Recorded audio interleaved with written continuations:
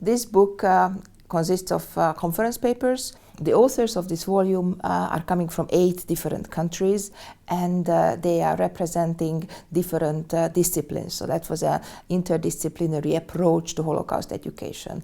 We have got museum directors, museologists, we have got educators, sociologists, educational experts, historians, sociologists, who all discussed what are the major challenges for Holocaust memorialization in the new era of the digital and the new era when the age of witnesses is over. The conference was supported by the different embassies, like the Embassy of Norway, Sweden, and the Friedrich Ebert Foundation, and of course the Central European University, the Tom Lantos Institute, and the University of Victoria contributed largely that this pioneering project came into existence.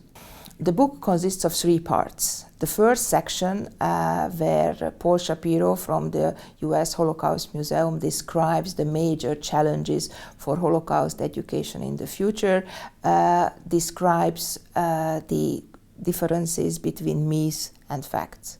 Karen Jungblut, who is representing the USC Shoah Foundation, speaks about the future of Holocaust memorialization, how Holocaust education will look like in 2050 when survivors will be no longer with us, and what remained from this story is actually remained only kept in archives. What are the challenges when the age of witnesses is over? The second section of this book consists of different pedagogical initiatives.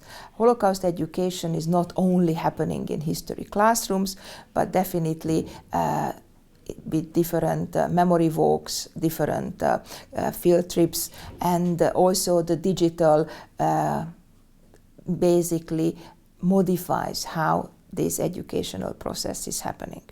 With Helga Thorson, who is from the Center of Teaching and Learning from the Central European University, and with my PhD student, Edith Jeges, we wrote a chapter about a collaborative research seminar between the Smith College and the Central European University, when the 2 classrooms were connected with digital means. It was a kind of blended learning experiment to see how digital is actually changing the way how Holocaust had been taught to gender studies students in the Smith College and also to the CEU.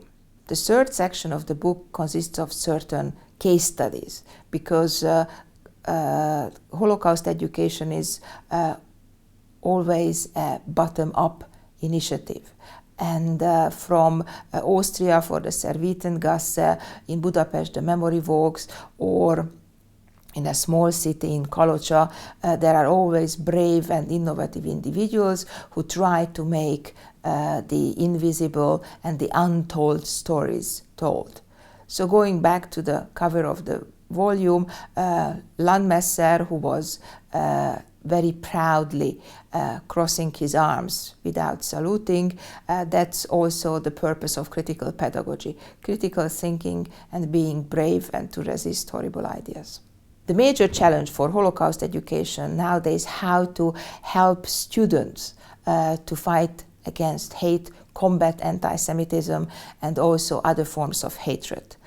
In one of the case studies, Ildikó Barna from the Eötvös Loránd University discusses a pioneering course she was teaching in one of the Hungarian universities for different judges and police officers, how to recognize nowadays hate and how to combat against it. So she is using examples from the Holocaust to teach how to detect these forms of hatred.